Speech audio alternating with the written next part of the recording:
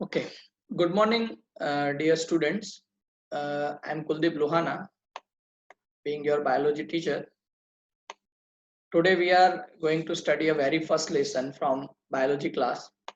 And before that, going into the details of the biology and our lecture, our topic of today, I would like to discuss with you about some facts about biology. So we know that biology, that is bios plus logy, that is bios का मतलब होता है living and logy का मतलब होता है study of a particular subject. So in biology you are going to deal with entire living kingdom, okay, entire living world of this planet.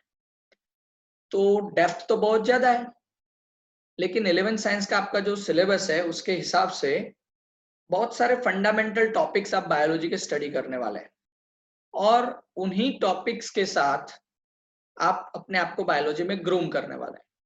We know that अगर कोई स्टूडेंट बायोलॉजी ऑप्ट करता है, इसका clear sense यही होता है कि वो स्टूडेंट इन फ्यूचर वो स्टूडेंट मेडिकल में ज्यादातर जाना पसंद करता है. And that's why they are targeting medical entrance exam, that is of NEET.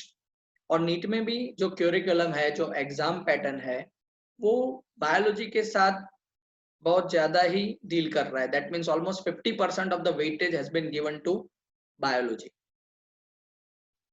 Fine. तो बायोलॉजी के साथ कैरियर अपॉर्चुनिटीज तो है, नॉट ओनली मेडिकल, लेकिन उसके अलावा भी बहुत सारे ऑप्शंस आपके पास हैं and you can opt for that also. But obviously we will try for NEET only. Okay.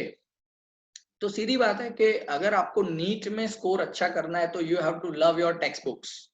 और यहाँ पे हम वही करने वाले हैं कि आपके जो टेक्स्ट बुक्स हैं उसमें जो छोटी छोटी छुपी हुई चीजें हैं, जहां से क्वेश्चंस एक्सट्रैक्ट करते हैं, एग्जाम डिजाइनर्स जो होते हैं वो क्वेश्चन एक्सट्रैक्ट करते हैं और वहीं से ज्यादातर क्वेश्चन आपके आते हैं. तो अगर थरोली आपने टेक्स्ट बुक को स्टडी किया है, then obviously you are not going to get any particular damage in your score. Okay. तो यहाँ पे इतनी छोटी सी बात करने के बाद हम सीधा यहाँ पे डेप्थ में जाने का ट्राई नहीं करेंगे. लेकिन सीधी बात है, आपने 10th में भी बायोलॉजी तो स्टडी किया ही है, उससे पहले भी बायोलॉजी स्टडी किया है. हाँ, लेकिन वहां पे ये अम्ब्रेला टर्म बायोलॉजी यूज नहीं किया गया था, सिर्फ it was considered as a science subject. यहाँ पे बायोलॉजी कंप्लीटली अलग हो चुका है और ऐसे ही दूसरे सब्जेक्ट भी आपसे अलग अलग हो चुके हैं. मेन चीज ये है कि अगर हम बायोलॉजी की बात करते हैं तो जो भी फंडामेंटल्स आपने अभी तक स्टडी किए हैं उन्हीं फंडामेंटल्स को थोड़ा यहाँ पे डेप्थ में पढ़ना है और कुछ नहीं है. और अगर आप डेप्थ में इसको पढ़ेंगे और जो आपका पहले का जो नॉलेज है उसको ब्रश अप करेंगे, उसको क्लियर करेंगे, थोड़ा शार्प करेंगे और उसको वेल डिजाइनिंग वे में पढ़ेंगे, शेप करेंगे उसको, तो ऑब्वियसली आप बायोलॉजी के साथ जो भी इन फ्यूचर कैरियर अपॉर्चुनिटीज देखना चाहते हैं you can get it, no problem with that. तो यहाँ पे मैं शुरुआत कर रहा हूँ आपके 11th के फर्स्ट लेक्चर की, फर्स्ट टॉपिक की, फर्स्ट चैप्टर की, that is the living world. तो यहाँ पे दो वर्ड्स आपके नजर के सामने है, अगर आर्टिकल को छोड़ दिया जाए तो लिविंग एंड वर्ल्ड. तो सबसे पहले वर्ल्ड की बात करते हैं. तो हमारे आसपास जो हमें दिख रहा है और जो नहीं दिख रहा है वो सारी चीजें वर्ल्ड है. ओके. उसकी कोई बाउंड्री नहीं है. लेकिन उसमें भी दो तरह की चीजें अगर हम डिफ्रेंशिएट करने जाए तो लिविंग एंड नॉन लिविंग ऐसा हो जाता है. मतलब वर्ल्ड की किसी भी चीज को, इस प्लेनेट की किसी भी चीज को या इस यूनिवर्स की किसी भी चीज को अगर डायरेक्ट बाइफरकेट करना है, डिवाइड करना है, तो you are having two clear options, living and non living. कुछ चीजें जो लिविंग है और कुछ चीजें जो नॉन लिविंग है. ओके. तो यहाँ पे ऑब्वियसली बायोलॉजी में हम जो बात करने वाले हैं that is mainly dealing with the livings. Okay. तो सबसे पहले आप लिविंग किसको कहेंगे? ओके.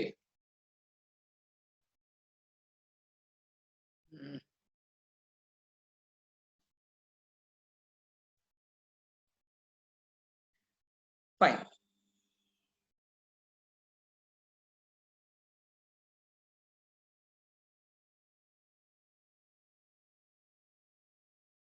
आप लिविंग किसको कहने वाले हैं? तो लिविंग के लिए एक सिंपल सा टर्म है,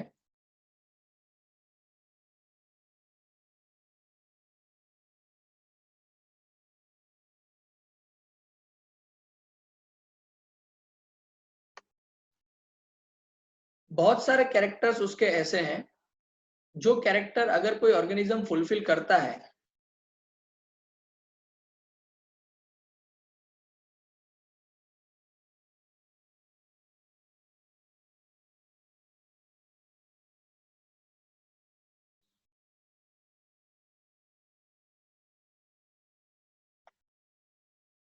अगर कोई ऑर्गेनिज्म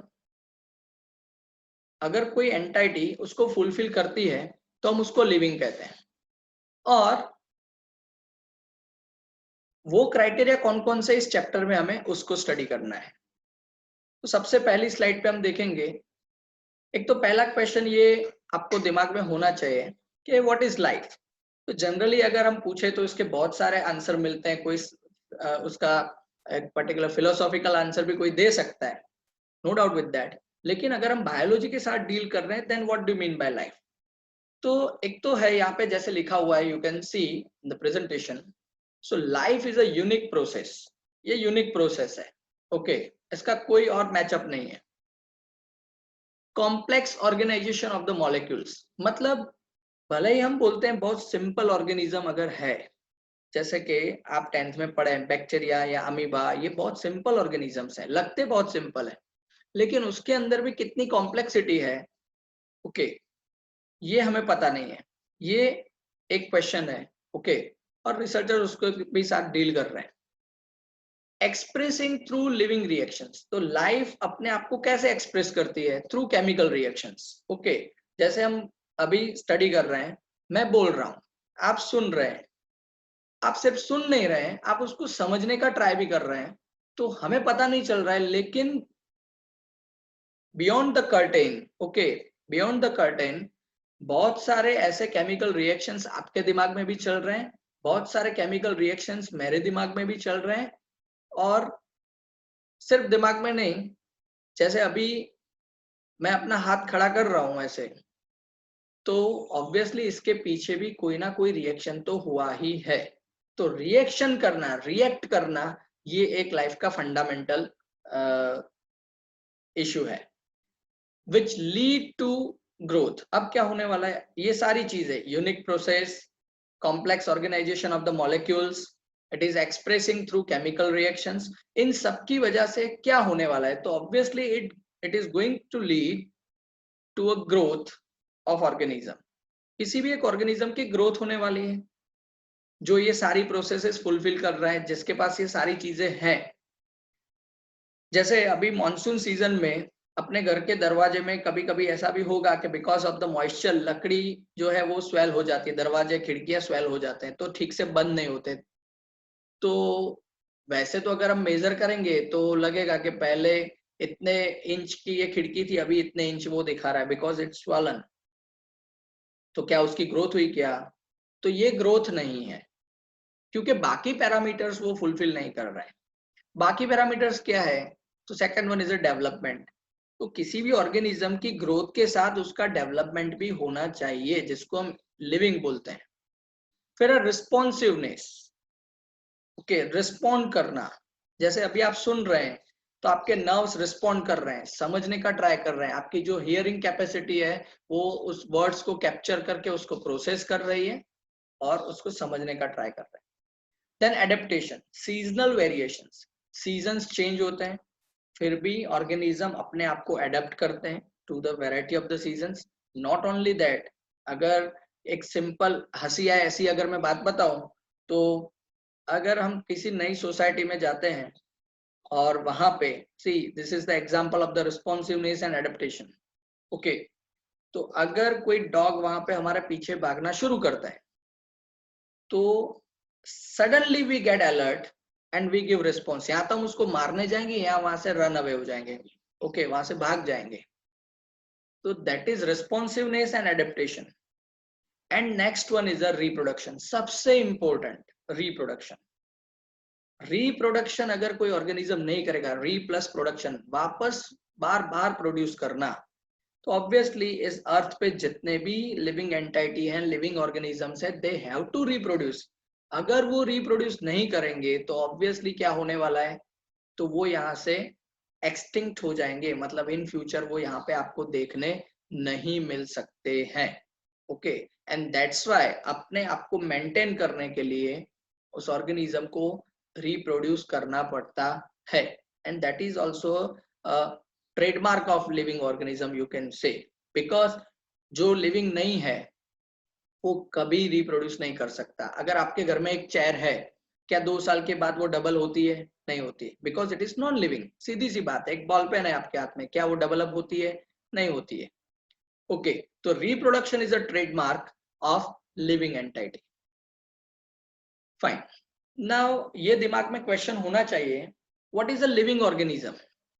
ओके, तो एक लिविंग ऑर्गेनिज्म की डेफिनेशन अगर मैं आपको बताना चाहूं तो यहाँ पे क्या हो सकती है? तो you can observe on the screen also, a living organism is self replicating, evolving and self-regulating interactive system capable of responding to external stimuli। अब ये थोड़ा ट्रिकी लगता होगा, लेकिन फिर भी मैं आपको एलेबोरेट करके बताने का ट्राई करता हूं। Okay, a living organism is self replicating, self replication. Okay, खुद अपने आप को रेप्लिकेट करता है, मतलब डेवलप होने का ट्राई करता है, replicating. Okay, word is from Latin replica, मतलब उसकी एक carbon copy banana, that is called replica. Okay, तो सेल्फ रेप्लिकेट करना थ्रू रिप्रोडक्शन। ओके, कोई भी ऑर्गेनिज्म रिप्रोड्यूस करता है, आपने 10th में पढ़ा है, vegetative reproduction, asexual reproduction, sexual reproduction. तो वो क्या करते हैं? जनरली अपने आप को रेप्लिकेट कर रहे हैं, बाहर से कोई नहीं आ रहा है, दैट इज इंटरनल फीचर। दूसरा है इवॉल्व होना, ये आप पढ़े 10th में, अगर आपको याद हो तो एक बीटल वाला टॉपिक था इवोल्यूशन वाले चैप्टर में, ग्रीन कलर का बीटल, ब्लू कलर का बीटल, रेड कलर का बीटल। तो अगर कोई इंसेक्ट, कोई बर्ड पर्टिकुलरली इंसेक्ट के ऊपर टारगेट कर रहा है, तो obviously in contrast of the green grass colour, red colour का बीटल बहुत अच्छे से उसको दिखने वाला है, तो ऑब्वियसली वो बर्ड आके उसको पिक करके जाएगा। whereas the green beetle will enjoy because of the green camouflage। okay, green colour का जो बैकग्राउंड है उसमें वो मर्ज हो रहा है, एंड दैट्स व्हाई उसको ज्यादा इतना ये टफ कंडीशन के थ्रू गुजरना नहीं पड़ता है। तो रेड कलर वाले बीटल को ये इसके सेंस में रहना चाहिए in its heredity that green is enjoying the condition, so in future slowly gradually it is going to evolve itself. Okay, वो भी धीरे धीरे धीरे धीरे रेड में से ग्रीन बनने के डायरेक्शन में मूव करेगा। हाँ, ये ओवरनाइट प्रोसेस नहीं है, it will take years, many years, sometime hundred of the years, लेकिन ये होना है। तो each and every organism is evolving. Self regulating, खुद का कंट्रोल। ओके, nobody else having a regulation on the living organism. हाँ, सोशली अगर हम देखते हैं तो हमारे ऊपर बहुत सारे रेगुलेशंस रहते हैं, नो डाउट, लेकिन if we are talking about our biology only, okay, तो it is self regulating and it is an interactive system. Okay, हर जगह पे कोई ना कोई इंटरेक्शन है with, whether it may be internal interaction, जैसे अभी मैंने बोला ना, मैं बोल रहा हूँ, आप सुन रहे हैं, और सुनने के बाद आपके नर्व्स उसके सामने रिस्पॉन्स कर रहे हैं, that is interaction between nerves and your hearing capacity. और उसके सामने आप वापस रिस्पॉन्ड करेंगे, शायद आप कुछ बोलेंगे, तो that is also interaction between your vocab and your nerves. Okay, so that is interactive system capable of responding to external stimuli। तो यहाँ पे ये नया वर्ड है आपके लिए, मुझे पता है, एक्सटर्नल स्टिम्युलाई। रिस्पॉन्ड करना, किसके सामने रिस्पॉन्ड करना? एक्सटर्नल स्टिम्युलाई के सामने रिस्पॉन्ड करना। एक्सटर्नल मतलब बाहर का, इंटरनल मतलब विद इन इटसेल्फ। स्टिम्युलाई ये लेटिन वर्ड है, और स्टिम्युलाई का मतलब होता है सिग्नल। तो बाहर से अगर उसको कुछ सिग्नल मिल रहा है तो उसके सामने रिस्पॉन्ड करना, सिंपल है। अभी आप लेक्चर सुन रहे हैं अच्छे से मोबाइल में, ओके, लेकिन सडनली आपके घर में कोई बोलता है या कोई बर्तन गिरता है सपोज, तो आपका ध्यान वहां पे जाने वाला है। तो ये बर्तन गिरने की आवाज, दैट इज एक्सटर्नल स्टिम्युलाई, और आपने तुरंत रिस्पॉन्ड किया, आपका ध्यान यहाँ से भंग हो गया और आप वहां पे रिस्पॉन्ड कर रहे हैं, आप देख रहे हैं कि क्या हुआ, you are being alert and that's why you are responding। so एक लिविंग ऑर्गेनिज्म के पास इतना कुछ रहना चाहिए। ओके, वो सेल्फ रेप्लिकेटिंग होना चाहिए, इवोल्यूशन होना चाहिए, सेल्फ रेगुलेटिंग होना चाहिए, वो एक्सटर्नल स्टिमुलस के सामने, मतलब बाहर से जो उसको सिग्नल मिल रहे हैं उस सिग्नल्स के सामने वो रिस्पॉन्ड भी करना चाहिए। ये एक लिविंग ऑर्गेनिज्म की एक एबिलिटीज होनी चाहिए। Now what are the properties of the living organism? सबसे पहले ऑलरेडी हमने ये डिस्कस किया हुआ है, तो you can see over here. तो सबसे पहली प्रॉपर्टी उस लिविंग ऑर्गेनिज्म की रहती है, दैट इज ग्रोथ। सेकंड है रिप्रोडक्शन, ये ऑलरेडी डेफिनेशन में आ चुके हैं, ये पांचों पैरामीटर आ चुके हैं और उनको हम स्टडी कर रहे हैं। Third is a metabolism, fourth is a cellular organisation and the fifth one is a consciousness. पांचों के बारे में हम वन बाय वन पढ़ने वाले हैं, so don't get confuse, okay, क्योंकि कुछ टर्म्स आपको समझने पड़ेंगे। Growth, second is a reproduction, third is a metabolism, fourth is a cellular organisation and the fifth one is a consciousness. अब ये लगता क्या है, थियोरी का टॉपिक है, लेकिन माय डियर स्टूडेंट्स ये नीट क्वेश्चन भी बन सकता है, एक सिंपल सा, okay. Which one of the following is not a property of a living organism? Which one of the following is not a property of living organism? तो इन पांच में से कोई तीन देंगे वहां पे, और एक जो चौथी वाली होगी वो इन पांच से बाहर होगी। That means that is the correct answer. Okay, तीन यहाँ से दे सकते हैं, suppose growth, reproduction and metabolism, okay, और कोई पांचवी दे सकते हैं आपको चौथी अलग से, ओके। तो that is being a NEET question, तो कई बार इंडल करने की जरूरत नहीं है, ओके। टेक्स्ट बुक से ही आपको बहुत सारे ऐसे क्वेश्चंस मिल सकते हैं। वी विल ट्राई, जहां जहां पे ऐसा आएगा मैं आपको बताऊंगा कि ये नीट क्वेश्चन है या नहीं है। फाइन, सबसे पहले ग्रोथ।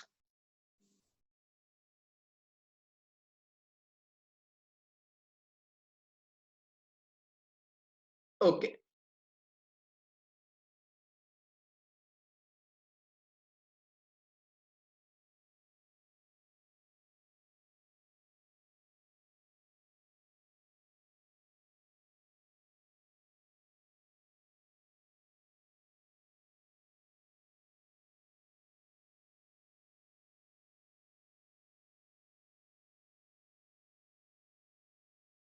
तो sorry for the technical problem. Growth का मतलब क्या होता है? So it is the increase in number and mass of cells by cell division, that is growth. तो increase in number and mass of cell, तो सिर्फ number में ही नहीं और सिर्फ मास में ही नहीं, दोनों में इंक्रीज होना। लेकिन उसके लिए प्रोसेस क्या करनी है? तो प्रोसेस है, you can see over here on the cursor, cell division. तो यहाँ पे आप देख सकते हैं एक सेल यहाँ पे आपको दिखाया गया है, वो डिवाइड करना शुरू करता है, उसमें से यहाँ पे दो सेल बने हैं, फिर वही दो सेल आगे भी अगर डिवीजन करेंगे तो you can get the cell can multiply, और ऐसे नंबर भी बढ़ता है और सेल का मास भी बढ़ता है। हमें पता है कि अगर हम बात करते हैं यूनिसेल्युलर और मल्टी सेल्युलर ऑर्गेनिज्म की, तो एक से ज्यादा सेल वाले जो ऑर्गेनिज्म रहते हैं, जैसे ह्यूमन के billions of the cells are there, और सभी इंक्रीज भी होते हैं, इसीलिए हमारी हाइट भी बढ़ती है, मास भी बढ़ाते हैं इसीलिए हमारा वेट भी बढ़ता है, okay. So that is the parameter of growth.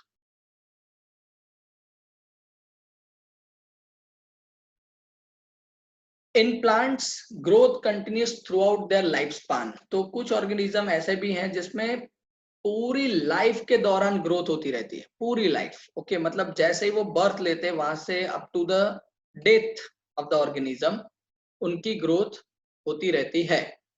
तो इसीलिए प्लांट, अगर हम प्लांट की किसी एक ट्विग को तोड़ भी दें, ओके, तो in future it is going to regenerate, okay.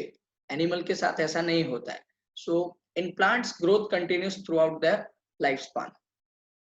In animals growth is only up to a certain age. तो ग्रोथ की एक सर्टेन एज है, हम सबको पता है कि एक सर्टेन एज तक हमारी हाइट बढ़ती है, ओके, उसके बाद नहीं। सर्टेन एज तक हमारे ब्रेन की कैपेसिटी बढ़ती है, उसके बाद नहीं होता है, ओके। लेकिन एक पैरामीटर जो है, that is cell division, it occurs to replace lost cells throughout the life, okay. जब तक एनिमल जिंदा रहते हैं तब तक, okay, up to that mark cell division is going on, okay. And because of that cell division, if we are getting some damage, okay, say for example we are having a spillage of skin due to some accident, okay, then also new skin is going to recover, okay, the damaged place, okay. So cell division is going on, okay, throughout the lifespan, okay. So भले ही growth नहीं होगी animal में अब certain age के बाद, लेकिन division तो continue रहेगा up to the death, okay. Basically growth is the increase in mass and size. तो सीधी बात है, मास भी बढ़ता है और साइज भी बढ़ती है. मैंने अभी आपको हाइट का एग्जांपल दिया, तो हर जगह पे हाइट नहीं बढ़ेगी, हर जगह पे वेट नहीं बढ़ेगा, लेकिन उसके अलग अलग पैरामीटर्स हैं. Thus non-living objects also grow, that is surface accumulation of the material. So growth is not a defining property of living organism. ये important है. ओके, 5 पैरामीटर्स आपके पास हैं लिविंग ऑर्गेनिज्म के, लेकिन ग्रोथ को आप उसका ट्रेडमार्क प्रॉपर्टी नहीं बता सकते हैं. Growth is not a trademark और defining property of living organism. Why? Because non living object में भी ग्रोथ होती है, जो मैंने आपको बताया about the door and windows and all this thing, because of the surface accumulation of the material. जैसे अगर कोई रेत का टीला है एक डेजर्ट में, आज आपने देखा तब उसकी हाइट कुछ थी. एक माउंटेन जो आपको पिक्चर में यहाँ पे आपको दिख रहा है, इट इज नॉन लिविंग. आज उसकी हाइट कुछ है, कुछ सालों के बाद because of the tectonic movement उसकी हाइट बढ़ सकती है, ओके. तो इसकी सरफेस एक्यूमुलेशन की वजह से, या उसके ऊपर आइसबर्ग्स वगैरह अगर जमा हो गए तो उसकी भी हाइट इस वजह से बढ़ सकती है, ओके. तो ऐसी ग्रोथ पॉसिबल है. तो आप ग्रोथ को डिफाइनिंग प्रॉपर्टी नहीं बोल सकते. हाँ, ये उसकी एक प्रॉपर्टी है, दैट इज फाइन, लेकिन it is not a defining property of the living organism, okay. So लेकिन डिफरेंस क्या है? In living organisms growth is from inside. मैंने पहले ही अभी रेत के टीले की बात की, इस माउंटेन की बात की. तो लिविंग ऑर्गेनिज्म में ग्रोथ जो है from with in, that is from inside, अंदर से ग्रोथ हो रही है, दैट इज इंटरनल ग्रोथ. बाहर से कुछ चीज आके जमा नहीं हो रही है. लेकिन जो नॉन लिविंग है उसमें ग्रोथ फ्रॉम आउटसाइड होती है, okay. It is from outside in the non living. जैसे अभी ये माउंटेन है, तो ऑन दिस माउंटेन अगर आइस या स्नो फॉल होता है, ओके, तो वो वहां पे जमा हो जाएगा, और उसकी वजह से क्या होगा? सीधी बात है, उसकी वजह से इसकी माउंटेन की साइज बढ़ेगी, हाइट बढ़ सकती है, कुछ भी हो सकता है, okay. That is, but it is from outside, it is not internal, okay. So ये डिफरेंस है दोनों तरह की ग्रोथ में, that is you can say living and non living की ग्रोथ में. Next is a reproduction. So it is the production of progeny having features similar to those of parents, okay. तो ये जो reproduction यहाँ पे हो रहा है, okay, ये actually है क्या? So the organisms, the mature adult organisms are actually reproducing their carbon copies, okay. If it is a particular type of reproduction, then they are producing progenies having almost similar features to their parents. See, अब हमें लगता क्या है, हम तो हमारे parent जैसे 100% लगते नहीं है, तो उसको रिप्रोडक्शन माना जाए कि ना माना जाए? Yes, this is a question. लेकिन उसका डिस्कशन जो है that is beyond this chapter, वो बाद में हम डिस्कस कर सकते हैं. लेकिन बाकी फीचर्स तो वही है ना. मतलब अगर एक रोज का प्लांट है, वो रिप्रोड्यूस करता है, तो उसमें से रोज ही बनता है, उसमें से हिबिस्कस मतलब के जासूद नहीं बनता है. अगर कोई ह्यूमन रिप्रोड्यूस करता है तो उसकी प्रोजेनी ह्यूमन ही होती है, कोई और एनिमल वहां से प्रोड्यूस नहीं हो सकता है, okay. So similar, having the similar features. Organisms reproduce by two means, that is asexually and sexually, okay. तो asexual and sexual reproduction, इसमें क्या डिफरेंस है? So you can see asexual reproduction, तो only one parent is involved, मतलब यहाँ पे सिर्फ एक parent involved है and it is going to produce its own progeny. जैसे आप देख सकते हैं यहाँ पे bacteria, you can see it is the real photograph of the bacteria which is reproducing, okay. Binary fission यहाँ पे हो रहा है, okay. You can observe on the cursor, binary fission यहाँ पे हो रहा है और एक में से 2 बैक्टीरिया बन रहे हैं, okay. तो that is asexual reproduction. This is the image of yeast, okay. तो एक yeast, ये जो बड़ा वाला है, उसमें से ये नया yeast बन रहा है, okay. तो दिस इज ऑल्सो रिप्रोडक्शन। लेकिन एसेक्सुअल, यहाँ पे कोई दो पेरेंट्स इन्वॉल्व नहीं है, only single parent is involve in this type of the reproduction. So नीचे लिखा हुआ है already, in unicellular organism growth and reproduction are same because they reproduce by cell division. तो यूनिसेल्युलर ऑर्गेनिज्म का मतलब क्या होता है? तो एक सेल एक ऑर्गेनिज्म के जैसे बिहेव करता है, एक सेल ही एक ऑर्गेनिज्म के जैसे बिहेव करता है, कंप्लीटली डिफरेंट। ओके, तो सेपरेट ऑर्गेनिज्म के जैसे एक सेल बिहेव कर रहा है and that is called reproduction. तो आप उसको उसकी ग्रोथ भी बता सकते हैं, बिकॉज ग्रोथ की डेफिनेशन क्या थी? तो ग्रोथ की डेफिनेशन थी इंक्रीज इन नंबर। सी, ये जो एक बैक्टीरिया है, बहुत सिंपल से समझाता हूं, ये जो एक बैक्टीरिया है ये रिप्रोड्यूस कर रहा है, तो ऑब्वियसली उसमें से एक दूसरा बैक्टीरिया भी बनेगा। लेकिन हुआ क्या, एक ये खुद और ये के दूसरा, मतलब दो बने। अब ये दोनों रिप्रोड्यूस करेंगे तो दो में से चार बनेंगे। तो ग्रोथ की डेफिनेशन के हिसाब से इंक्रीज इन नंबर तो ग्रोथ भी कहलाएगी है, और ग्रोथ करने के लिए इन्होंने क्या किया है? तो रिप्रोडक्शन किया है, तो ये रिप्रोडक्शन भी कहलाएगा। Okay, so growth and reproduction ये दोनों यूनिसेल्युलर ऑर्गेनिज्म में इक्वल हो जाते हैं, सेम हो जाते हैं, बिकॉज इनके लिए एक ही प्रोसेस काम करती है, that is called cell division. दूसरा है सेक्सुअल रिप्रोडक्शन जो है वो विद इन द स्पीसीज होना चाहिए। ओके, मतलब रोज है तो रोज के दो प्लांट के बीच में रिप्रोडक्शन होना चाहिए।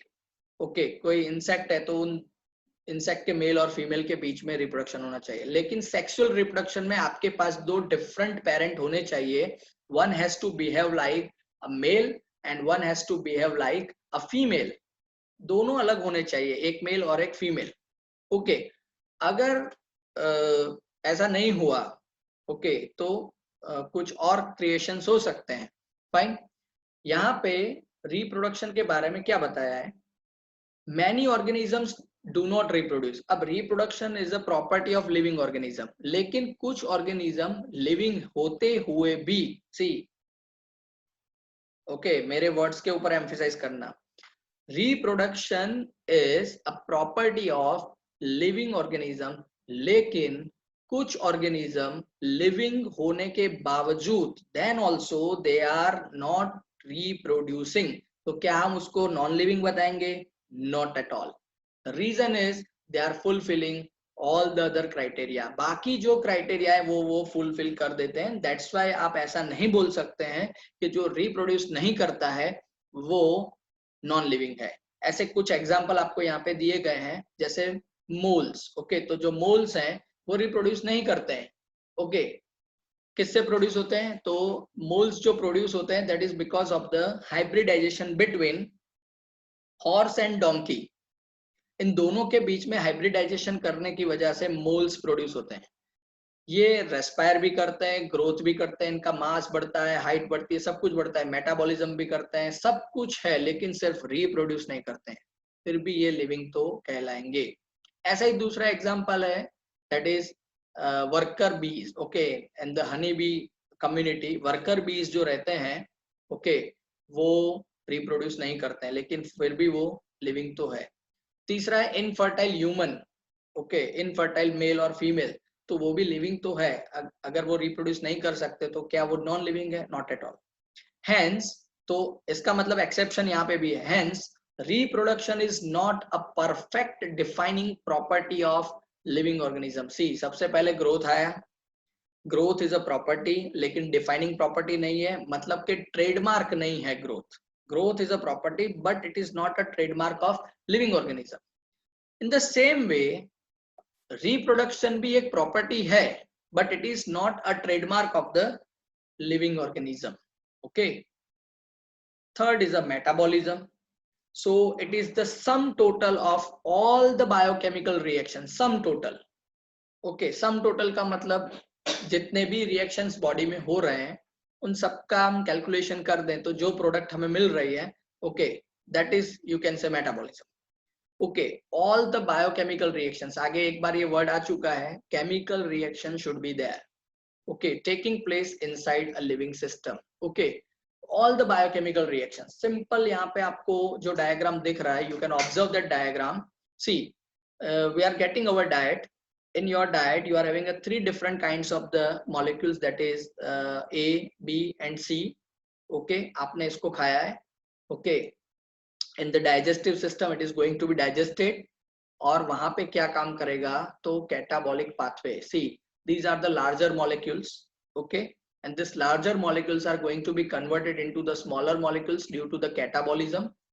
Okay, और वहां पे during that entire process energy is also going to be produced, and some of the heat is going to be produced. Okay, ये waste होने वाला है, and this energy is going to be produced, and this energy will be utilized for your लिविंगनेस, मतलब growth के लिए, reproduction के लिए, सभी जगह पे यही एनर्जी आपके लिए काम आने वाली है. फाइन. और ये जो है, after conversion of the small molecules they will produce a different kind of the large molecules. जैसे डी, ई एंड एफ, यहाँ पे 3 दिखा है. सपोज आपने स्टार्च खाया है, आपने चपाती खाई और उस चपाती में स्टार्च है. ओके, इस स्टार्च का यहाँ पे स्मॉल मॉलिक्यूल्स में कन्वर्जन होगा, और यही स्टार्च फिर आपके बॉडी में स्टोर भी हो सकता है in the form of the glycogen. मतलब स्मॉल मॉलिक्यूल में कन्वर्जन, और जो ज्यादा बचने वाला है वो सारा यहाँ पे एक रिकम्पोजिशन भी इसका होने वाला है, एंड दैट इज मेटाबॉलिज्म. तो आपने देखा 2 तरह के पाथवे हैं. पहले आपने लार्ज मॉलिक्यूल्स को ईट अप किया, that means you have taken your diet, they are converted into the small biochemicals, small molecules, and again they are converted into the large molecules. तो इन सबका सम टोटल जो है, इन पूरे चार्ट का जो sum total है, that is called metabolism. It is the defining feature of the living organism. See, growth defining feature नहीं है. Metabolism, reproduction is not a defining feature, but metabolism is a defining feature, because none of the non-living entity is going to perform metabolism. Okay, कोई non living चीज अपने आप से कोई reaction नहीं करती है. It is only the sole property of the living organism which can perform this type of the conversions. Okay, एक चीज में से दूसरी चीज बनाना, एक केमिकल में से दूसरा chemical banana, it is the sole property of the living organisms. Okay, metabolic reactions can be demonstrated outside the body in cell-free systems. अब ये यहाँ पे ट्रिकी बात की है, आपके टेक्स्ट बुक में से ही ये स्टेटमेंट है. तो ये जो मेटाबॉलिक रिएक्शंस की मैंने अभी बात की, जो आपके बॉडी में हो रही है, मेरे बॉडी में हो रही है, किसी भी प्लांट, छोटे से छोटा बैक्टीरिया है उसमें भी ऐसी रिएक्शंस होती हैं, अप टू द ह्यूमन, मतलब most simple to most tough organism, सभी में ये होता है. ओके, तो ये जो मेटाबॉलिक रिएक्शंस जो हैं उसको आप डेमोन्स्ट्रेट कर सकते हैं, उसको आप अलग से एक सिस्टम में चेक कर सकते हैं कि सही में ऐसा होता है क्या. मतलब आप उसको बोल सकते हैं it is just like an experiment outside the body. Okay, आप उसका सिमुलेशन कर सकते हैं. Okay, fine. तो this is called in vitro. यहाँ पे एक वर्ड लिखा हुआ है इन विट्रो. अगर यहाँ पे इन विवो वर्ड होता तो it is called in living. In vitro का मतलब होता है outside the living body, inside the glass. Okay, मतलब टेस्ट ट्यूब वगैरह में जो हम एक्सपेरिमेंट करते हैं. ओके, तो रिएक्शन तो आप बाहर बॉडी के बाहर करवा सकते हैं, लेकिन उस रिएक्शन का जो गेनिंग है वो आप you can not get that.